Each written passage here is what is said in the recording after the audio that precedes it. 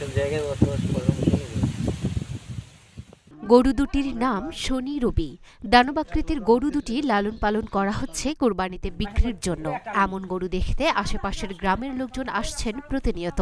গরু দুটির মালিক রাজশাহীর বাগমারা উপজেলার মারিয়া ইউনিয়নের বালিয়া গ্রামের কৃষক ইন্তাজ আলী। গরু দুটি কিনলে দুটি ছাগল ফ্রি দেওয়া হবে বলে জানান তিনি।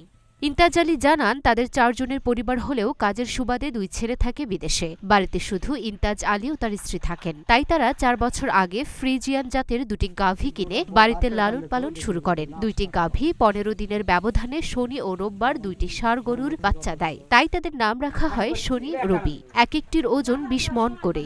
গরু দুটির দাম চাওয়া হচ্ছে 10 লাখ করে 20 লাখ টাকা। সেই সঙ্গে গরু দুটি কিনলে 2টি ছাগল ফ্রি দেওয়া হবে।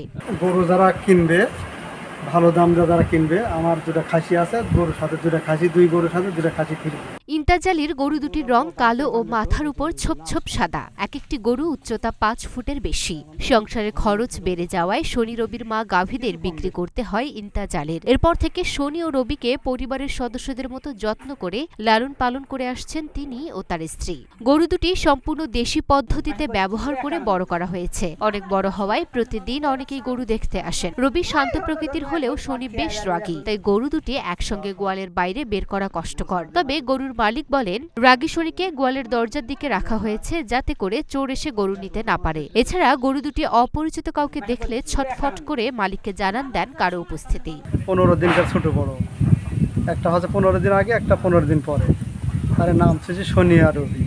তারপরে আরেক লালন পালন করতেছি মোটামুটি 4 বছর থেকে। খাবার ভুট্টা, গম, আপনার হলো বুট, খেসারি।